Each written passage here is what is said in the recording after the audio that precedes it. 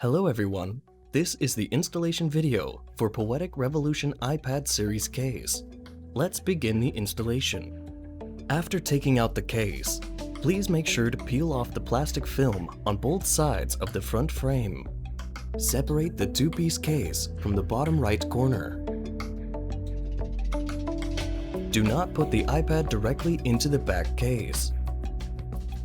Please wipe the screen clean before installation. First, install the iPad into the front frame. Then enclose the front frame into the back case.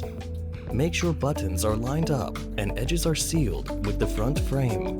Now the installation is complete.